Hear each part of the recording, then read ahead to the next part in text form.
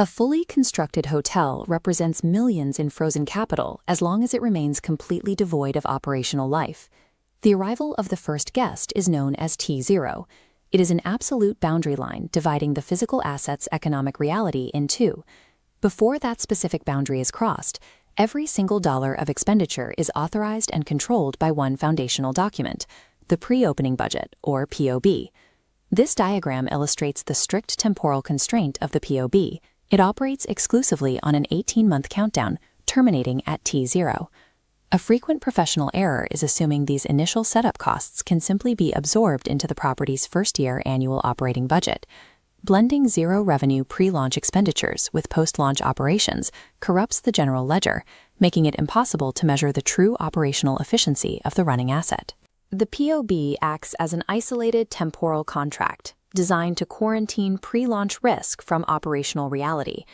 Managing millions in pre-revenue capital requires fracturing the total sum into rigid, clearly defined cost categories. The dominant expenditure block is almost always personnel costs. This covers a heavily staggered hiring pipeline, the initial executive team, specialized setup staff, and eventually the payroll for the mass training cohorts. Next is the administrative and general category, paying for the invisible infrastructure of legal fees, licenses, and operational permits. A sales and marketing allocation is required to fund trade shows, campaigns, and web development, generating market demand long before the physical product exists. Systems and IT covers the massive one-time setup and licensing fees for the property's software architecture, including the PMS, POS, and HRIS platforms. Finally, operating supplies and equipment, or OS&E, accounts for the one-time bulk purchasing of short lifespan physical items like linen, cutlery, and crockery. Sorting these costs into 5 static pillars ensures accurate expense tracking, but a list of totals is useless without determining exactly when each category strikes the ledger.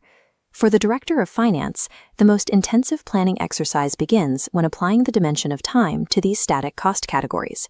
The physical setup of the property is governed by an entirely separate master schedule, known as the Master Plan of Operations Timeline, or MPOT.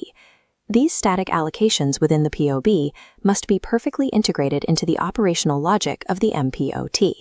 This matrix visualizes phasing, allocating total categorical costs to specific operational months. Mapping these accurately destroys the illusion that pre-opening capital is spent in a flat, linear progression. The resulting uneven data distribution reveals the project's volatile pre-launch cash requirements. A meticulously phased budget serves as the architectural blueprint for maintaining institutional liquidity.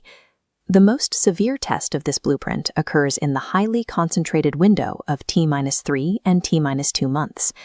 This specific 60-day timeframe represents the point of maximum financial friction in the entire 18-month countdown. The first massive cost trigger hits here, the sudden arrival and mandatory payroll for the mass staff onboarding cohort.